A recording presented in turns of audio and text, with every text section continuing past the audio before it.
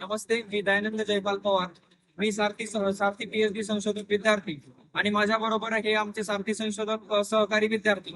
गेल्या 2 वर्षापासून सारथी PhD फेलोशिपची जाहिरात आलेली नाही.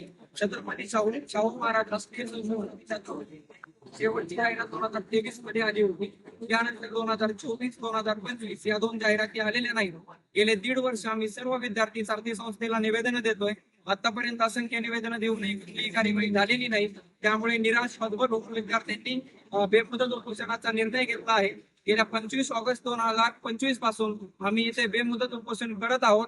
तरी गेल्या 2 वर्षापासूनच्या 2 स्वतंत्र जाहिराती प्रसिद्ध कराव्यात.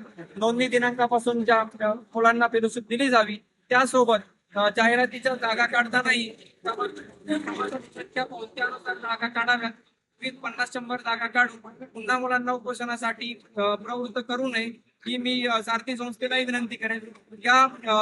या व्हिडिओच्या माध्यमातून मी या राज्याचे माननीय मुख्यमंत्री देवेंद्रजी फडणवीस साहेब, या राज्याचे माननीय उपमुख्यमंत्री अजितदादा पवार साहेब, माननीय उपमुख्यमंत्री एकनाथ शिंदे साहेब, त्याचप्रमाणे चंद्रकांतदादा पाटील साहेब, राधाकृष्ण विखे पाटील साहेब, तसेच इतर सर्व मंत्री, तसेच विविध सर्व सामाजिक संघटना, विविध विविध समाजाच्या सामाजिक संघटना, या सर्वांना या व्हिडिओच्या माध्यमातून मी आवाहन करतो की तुम्ही जास्तीत जास्त संख्येने आमच्या म्हणण्याला प्रतिसाद द्या आणि सारथी मुख्य कार्यालयामध्ये पोहोचा आणि या विद्यार्थ्यांच्या पाठीशी भक्कमपणे उभे राहा. तर संशोधन झालं तर उद्याची पिढी घडेल, उद्याच्या समाजाला काही ना काही विचार येईल. नाहीतर सध्याच्या काळामध्ये सामाजिक संवेदना हरवले पण हे कमी होण्यासाठी या संशोधनाच्या माध्यमातूनच प्रयत्न होणार आहेत.